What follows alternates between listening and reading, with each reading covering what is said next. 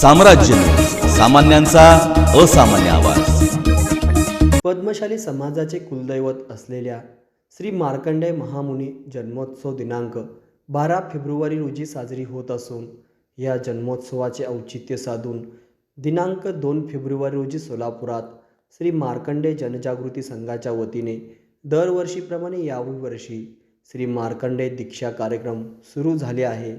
हा दीक्षा कार्यक्रम शुक्रवारी 2 फेब्रुवारीपासून ते सोमवारी 12 फेब्रुवारीपर्यंत 11 दिवस चालणार आहे।